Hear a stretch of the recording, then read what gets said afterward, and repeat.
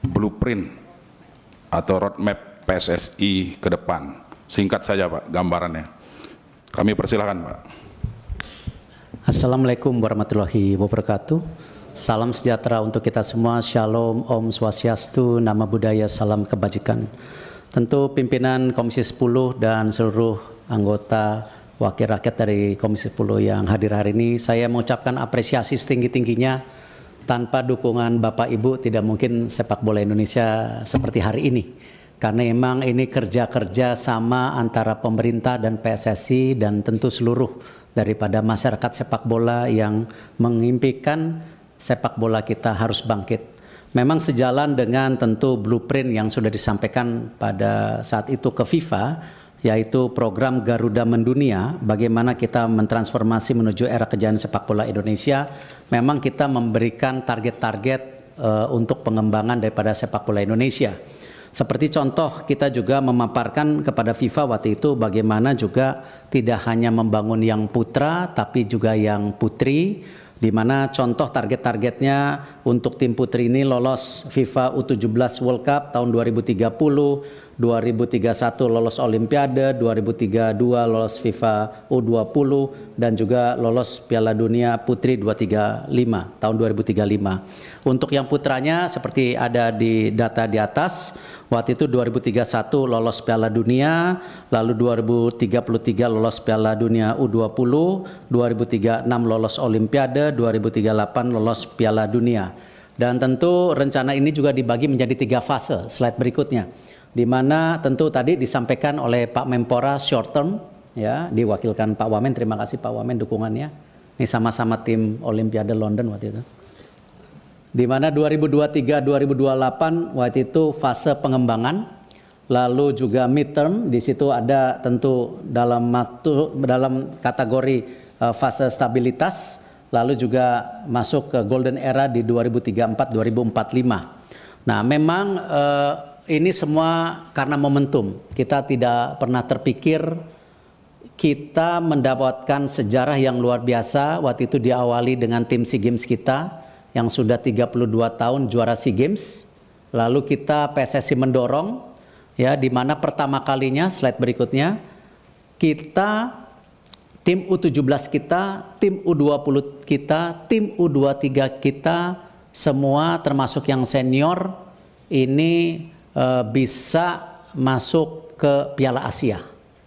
Ini pertama kali, tidak pernah dalam sejarah kita semua tim kita masuk. Sekarang yang putri pun sedang bertanding.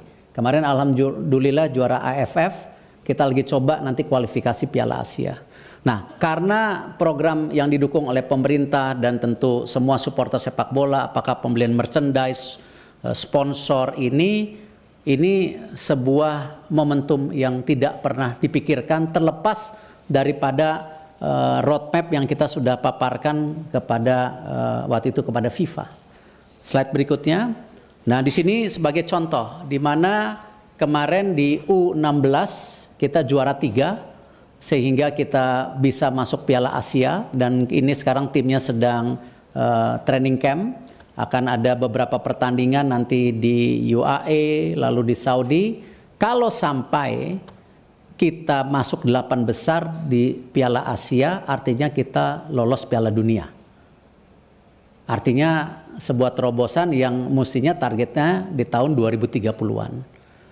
Nah, lalu di U20 sama, kemarin ternyata kita juara 1 Piala AFF U19. Yang sebenarnya untuk U20 sendiri targetnya sebenarnya lebih rendah dari yang U17. Ternyata juara. Nah, akhirnya kita lolos juga Piala Asia. Tapi sayang di fase grup kita kalah. Dan memang ke Piala Dunia itu untuk Piala U20 cukup berat karena 4 besar. Kalau yang U17 8 besar. Nah, tetapi tentu hal-hal seperti ini kita tidak boleh menyerah diri. Karena sebuah kegagalan. Karena U17 kita masih punya potensi. Bahkan kenapa kita juga diskusi hari ini mengenai percepatan naturalisasi, karena prestasi yang luar biasa di tim U23 kita. Next slide. Di mana masuk 4 besar Piala Asia. Jadi ranking 4 di Asia. Sehingga kalau ranking 3 kita langsung ke Olimpiade. Akhirnya karena ranking 4 kita harus bertanding di Prancis melawan Guinea. Sayang kita kalah 2-0.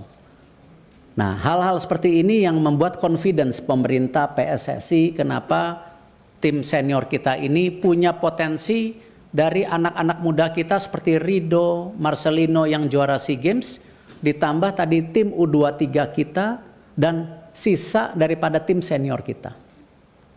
Nah, hal ini yang kalau dibilang kita sangat agresif, mohon maaf, tidak lain kita ingin supaya mimpi kita di Piala Dunia bisa tercapai.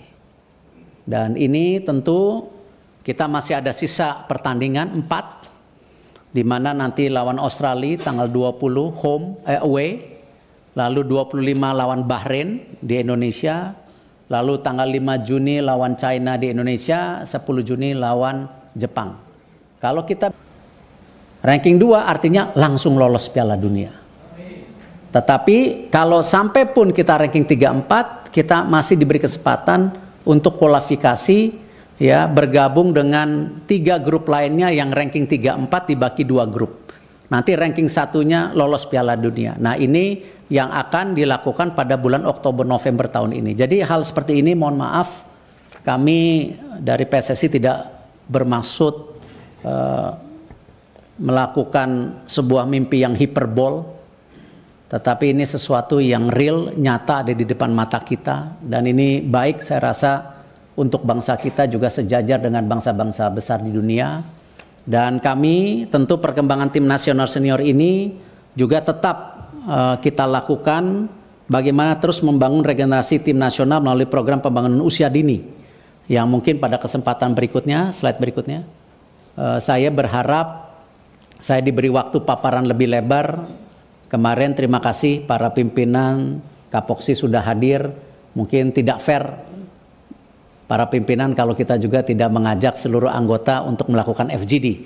Ya, karena memang kebetulan ada mungkin 30 halaman yang tidak mungkin saya presentasikan saat ini.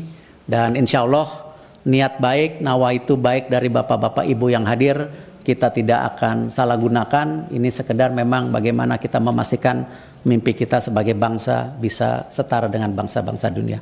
Terima kasih. Wassalamualaikum warahmatullahi wabarakatuh. Waalaikumsalam warahmatullahi wabarakatuh. Terima kasih Pak Ketua Umum PSSI, Pak Erick Thohir. Insya Allah nanti kita agendakan Pak